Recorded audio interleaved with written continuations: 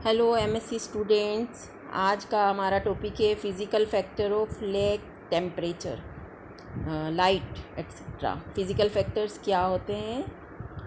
तो आज तीन जो हैं आपके फिज़िकल फैक्टर, उसमें से आज हम पढ़ेंगे टेम्परेचर।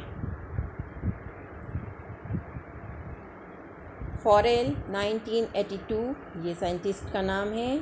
इन्होंने डिफ़ाइन किया lake as a body of standing water and occupying basin and lacking continuity with the sea. ठीक है, ये इन्होंने इसकी लेक का मैंने पहले भी बताया था कि लेक किस किस तरह से बनती है और क्या है, तो ये भी एक डेफिनेशन है। Physical factors of lake mainly depend upon three aspect, namely temperature, light and wind. क्या क्या है? तापमान, प्रकाश और हवा। अब इसी में एक टर्म है सरफेस फिल्म, पानी के संदर्भ में ही है ये। क्या होती है सरफेस फिल्म, ये हमें समझना ज़रूरी है। हम आज ये जो पढ़ रहे हैं टॉपिक उसके लिए। When water is expose to air it act as if it were encased within an extremely thin elastic surface membrane. This boundary is commonly known as the surface film.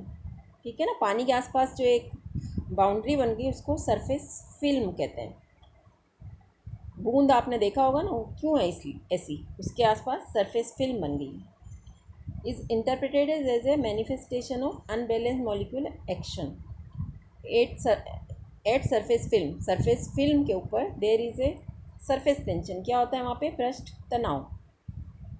अब surface film के कुछ effect होते हैं, ये जो बनी पानी के ऊपर सरफेस फिल्म, जिससे कि आपको वो बूंद के शेप में दिखता है, या तो उसके कुछ फ़ायदेमंद प्रभाव होते हैं और कुछ नुकसानदायक प्रभाव होते हैं। देखते हैं हम क्या क्या होते हैं। बेनिफिशियल इफ़ेक्ट यानी उसके लाभकारी प्रभाव। तो उसके लाभकारी प्रभाव में पहला आता है मैकेनिकल सपोर्ट, यांत्रिक सपोर्ट। दूसरा इधर है respiration, mainly air breathing aquatic insect. किसको हेल्प करता है ये? श्वसन में जलीय कीटों को। नुकसानदायक इसके जो प्रभाव हैं सरफेस फिल्म के, ये हैं रिडक्शन ऑफ लाइट पेनिट्रेशन। जो पानी में प्रकाश का पेनिट्रेशन हो रहा है उसको क्या करते हैं, देयर बाय इट रिडक्शन करता है, उसको कम करता है। Thereby it will have effect on photosynthesis. तो इससे क्या प्रभावित होगा? प्रकाश संश्लेषण की प्रक्रिया।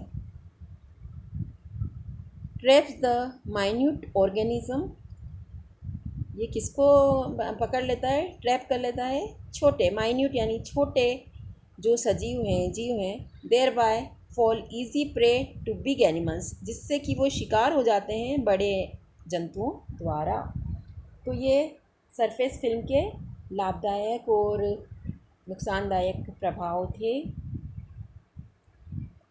फिर कुछ अलग टर्म्स हैं आज हम पढ़ रहे हैं फिज़िकल फैक्टर, जिसमें कि हमने लिया है temperature. Plants are pleuston whereas animals which are associate with the surface film are termed as neuston. Plants जो हैं वो सरफेस फिल्म के अंदर, सरफेस फिल्म जो बन गई है उसके ऊपर, तो वो क्या कहलाते हैं इस रूप में? प्लूस्टन। और जिन एनिमल्स के ऊपर सरफेस फिल्म बन गई है वो कहलाते हैं न्यूस्टन। ठीक है, अब इसको हम और विस्तार से देखते हैं कि न्यूस्टन क्या है। नाम से ही आप देख लो, प्लूस्टन तो पी से प्लांट, उसे जोड़ लो। न्यूस्टन है एनिमल्स जिन पर सरफेस फिल्म बन गई है। The small aquatic organism inhabiting the surface layer और moving on the surface film. ठीक है, उससे क्या कहेंगे? Neuston. The organism that float on the top of water, ऐसे सजीव जंतु जो पानी की सतह पर तैरते हैं, फ्लोट करते हैं, उन्हें कहते हैं epineuston. The organism that float on the top of water और live right under the surface, surface के अंदर रहते हैं, टॉप पे हैं, उन्हें तो कहा ईपी न्यूस्टन। ये टर्म्स आप याद करिएगा, समझिएगा। और जो वाटर के अंदर हैं सरफेस के, वो कहलाते हैं हाइपोन्यूस्टन। आज का असाइनमेंट भी आपका यही है कि ये टर्मिनोलॉजी जो है हाइपोन्यूस्टन, न्यूस्टन, ईपीन्यूस्टन, हाइपोन्यूस्टन, प्लूस्टन, इन सबको आपको डिफ़ाइन करना है और एग्जाम्पल देना है। अब आगे है the superset of organism that live near the surface of water. ये सब किसके बारे में बता रहे हैं हम? न्यूस्टन के एनिमल्स के बारे में जो कि सरफेस फिल्म के साथ। फिर है the floating Newstone include microscopic organism that rely on the surface tension. फिर एग्जाम्पल हैं इसके न्यूस्टन के यानी एनिमल्स के, फ्लाइंग फिश और फिशिंग स्पाइडर, स्प्रिंगटेल्स, वाटर स्ट्राइडर्स वगैरह। अब आ जाओ आप प्लांट्स के बारे में। जो प्लूस्टन क्या है? The organism that live at the air water interface. The organism that live in the thin surface layer existing at the air water interface of a body of water, a subset of Newton, macroscopic organism that float by buoyancy। Example है इसके gastropod, Salvinia, cyanobacteria etcetera. हमने आज का topic जो शुरू किया था physical factor of lake, जो 3 थे, टेम्परेचर, लाइट एंड विंड। तो आज का मेनली हमारा ओरिएंटेड है ये लेक्चर किसके अराउंड में? तापमान, टेम्परेचर। क्या होता है तापमान? Heat is the resultant of light. Heat कहाँ से आती है? ऊष्मा, प्रकाश से, जो कि सूर्य का प्रकाश है। तो heat is the resultant of light and temperature is the measurement of heat. ठीक है। फिर टेम्परेचर को समझा रहे हैं हम यहाँ पे। Temperature is one of the most important factor in an aquatic environment. किसी भी जलीय वातावरण में तापमान बहुत महत्वपूर्ण कारक के रूप में काम करता है। आप सब जानते हैं तापमान का प्रभाव कम ज़्यादा का पड़ता ही है वहाँ के सजीवों पर। It have many profound influences and so many direct and indirect effects on water. ये अपना प्रत्यक्ष और अप्रत्यक्ष प्रभाव डालता है पानी पर और उसके अंदर रहने वाले जीवों को प्रभावित करता है। डायurnal and seasonal variations are very much common in freshwater environment due to limited depth and lentic water of lake than in marine environment। डायurnal मतलब दिनचर को कहते हैं, जैसे नॉक्टर्नल होता है ना रात्रिचर, वैसे। तो दिनचर दिन का मतलब रोशनी, जब प्रकाश होता है। तो diurnal and seasonal variations fresh water में बहुत ज़्यादा होते हैं। लेंटिक वगैरह सब मैंने पहले बता रखा है, क्या लेंटिक क्या है, लोटिक क्या है ना। Lentic water of lakes and ponds undergo, ये रुके हुए जल को कहते हैं lentic water. Lentic water of lakes and ponds undergo thermal stratification phenomenon according to season. सर्दी, गर्मी, बरसात, जो अलग अलग सीजन है, तो झीलों और पोखरों का जो पानी है वहाँ पर थर्मल स्ट्रेटिफिकेशन पाया जाता है, यानी ऊपर की तरफ कुछ अलग टेम्परेचर, अंदर की तरफ अलग, इसी को कहते हैं thermal stratification। According to temperature relations, lakes have been classified into 3 types। तापमान की वजह से जो हम वर्गीकरण करते हैं किसी झील का, तो किस तरह से होगा? Tropical lakes, temperate lakes and polar lakes. इसमें समझा रखा है ट्रॉपिकल में in which surface temperature are always above 4 degree. Temperate में ये वेरी करता है 4 से ऊपर और नीचे, और पोलर लेक्स में कभी भी ये 4 से ऊपर नहीं जाता।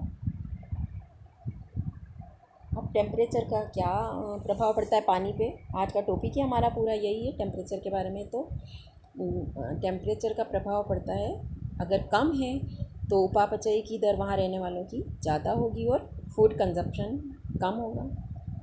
बहुत ज़्यादा है, बहुत कम है, तो इसका एक्वेटिक ऑर्गेनिज्म पे, आपको पता है ना, सर्दी गर्मी ज़्यादा होता है हम पे ही असर पड़ता है। तो सजीव और छोटे जीव जंतु तो बहुत नाजुक होते हैं। तो एक्सट्रीम हायर और एक्सट्रीम लोअर टेम्परेचर लीदल इफ़ेक्ट डालता है वहाँ रहने वाले जंतुओं पर।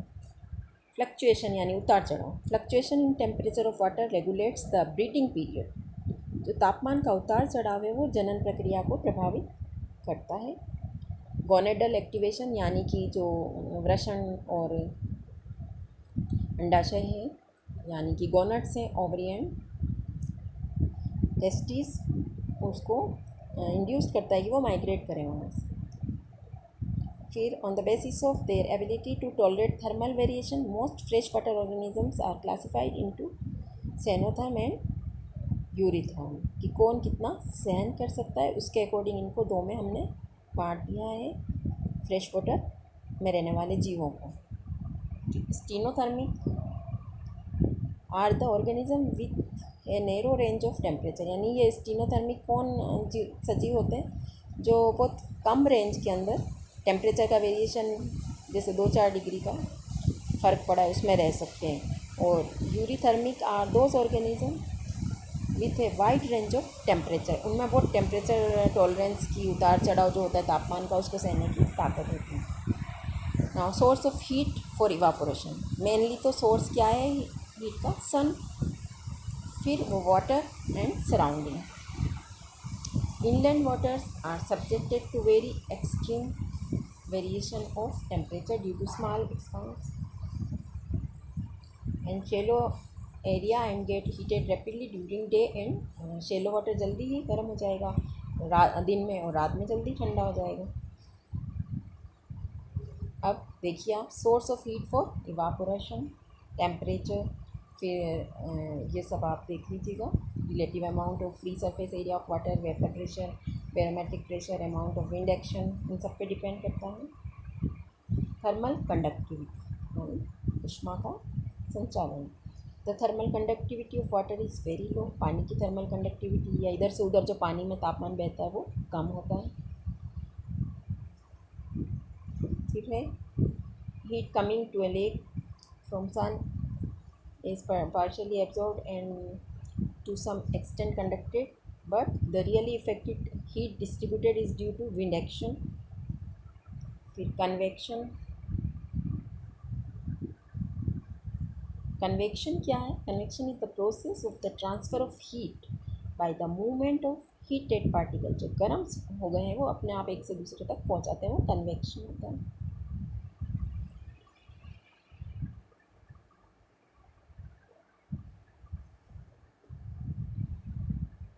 ये सब आप देख लीजिए।